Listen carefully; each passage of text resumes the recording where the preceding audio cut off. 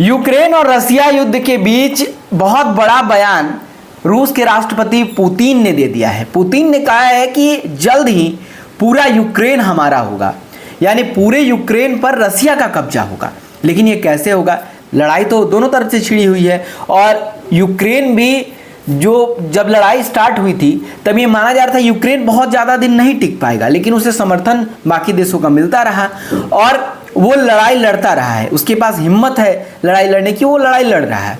अब रसिया की तरफ से ये कहा जा रहा है कि हम यूक्रेन के साथ अब लड़ाई खत्म करने के मूड में हैं और अब जल्द ही जहां हमारे सैनिक पैर रखेंगे वो हमारा हिस्सा होगा।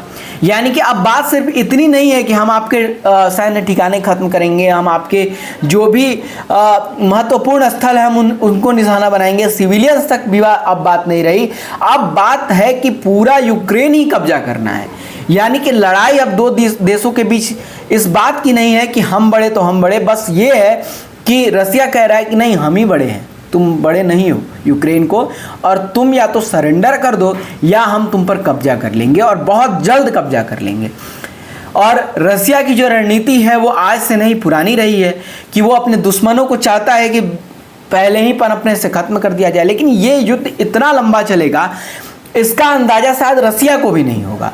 और रूस के राष्ट्रपति पुतिन जो है वो अभी समझौते के लिए थोड़े तैयार दिख भी रहे थे, लेकिन अब वो किसी भी समझौते के मूड में नहीं है। वो कह रहे हैं कि भैया अब कोई समझौता नहीं होगा, अब सीधे पूरा यूक्रेन ही हमारा होगा। अब आप देख लीजिए ईरान और अमेरिका के बीच जो संघर्ष चल रहे हैं, ईरान और इजराइल के बीच जो संघर्ष चल रहे हैं, वो भी लगभग कमोबेश इसी बात के हैं कि तुम परमाणु अपने ठिकानों पर तुम गतिविधियों को क्यों जारी रख रहे हो, तुम क्यों परमाणु हथियारों के इस्तेमाल के लिए जो तैयार हो रहे हो, अपने आप को तैयार कर रहे हो, और क्यों तुम परमाणु क्षमताओं को अपने विकसित कर रहे हो? तुम नहीं कर सकते। अमेरिका कह रहा है कि अगर ईरान परमाणु क्षमताओं को बहुत बढ़ा लेगा तो फिर ये मानवता के लिए खतरा है। अमेरिका भी अपनी जगह सही है कि अगर ईरान, जिसको अमेरिका ये कह रहा है कि ये आतंकी गतिविधियों वाला देश है, ये सबसे बड़ा आतंकी सपोर्टर देश है। ट्रंप का ये कहना है कि ईरान जो है वो आतंकियों को सपोर्ट करता है और आतंकिस्तान जो हम पाकिस्तान को कहते हैं, भारत के लोग पाकिस्तान को कहते हैं, अमेरिका ये कह रहा है कि वैसा ही आतंकिस्तान और आतंकिस्तान का एक सरगना है ईरान।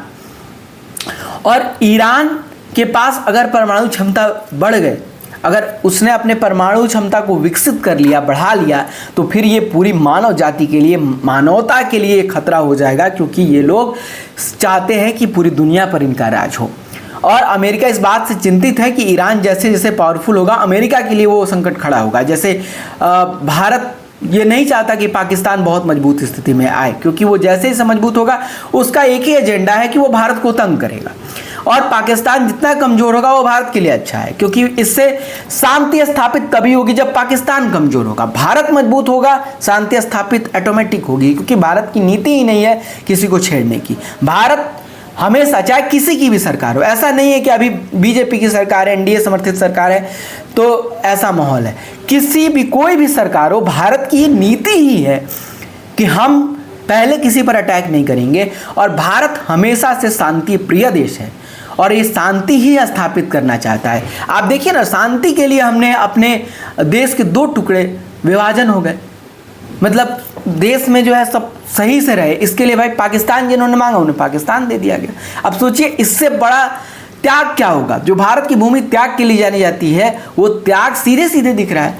तो कहीं ना कहीं चीजें ठीक इसी तरीके से है कि भारत और बाकी देशों में यही अंतर है कि वो लोग वर्चस्व की लड़ाई लड़ते हैं, भारत नहीं लड़ता। भारत चाहता है कि हम शांति से अपना काम करें, विकास करें, और फिर जो तंग करता है भारत छोड़ता भी नहीं है, उससे लड़ाई हम लड़ते हैं, चाहे किसी की भी सरकार। लड़ाई तो हुई है, लेकिन कुल मिलाकर जो यूक्रेन और रसिया का वार है, आप ईरान और अमेरिका के वार को देख लीजिए, ईरान और इजराइल के वार को देख लीजिए, पूरी वर्चस्व की लड़ाई है। और अब रसिया, जैसे मैंने पहले ही बताया कि वो ऐलान कर चुका है कि यूक्रेन पर कब्जा करना ही हमारा लक्ष्य है, तो अब वो दिन दूर शायद नहीं होगा जब ये टकराव जो है अब अंतिम मोड़ पर आएगा, क्योंकि कुछ ना कुछ निर्णायक चीज़ें तो होनी है। क्योंकि देखिए वर्ल्ड वार की तस्वीर पूरी बन रही है। उधर लड़ाई छिड़ी है रसिया और यूक्रेन के बीच, इधर ईरान, अमेरिका और इजराइल तीनों लड़ रहे हैं। अमेरिका और इजराइल एक तरफ, ईरान अकेला लड़ रहा है। अब उसके साथ रसिया भी आ सकता है, उसके साथ चाइना भी आ सकता है, और पाकिस्तान समर्थन तो दे ही रहा है लेकिन उसके औकात नहीं है कि वो मदद कर पाए, क्योंकि अमेरिका 1 मिनट में फिर दिखा देगा कि तुम्हारी क्या औकात है। 2-4 अपने फाइटर जेट भेजेगा, उसी में ठिकाने आ जाएंगे पाकिस्तान के औकात के। तो कुल मिलाकर यही चीज़ें हैं कि भारत और पाकिस्तान की जो संघर्ष है उससे बाकी दुनिया की लड़ाई बहुत अलग है, क्योंकि भारत शांति प्रिय देश है। ये जितना मजबूत होगा शांति उतनी स्थापित होगी, और बाकी देश जितने मजबूत होते हैं वो दूसरों पर कब्जा करने की सोचते हैं। देखते रहिए एक्स्ट्रा डोज।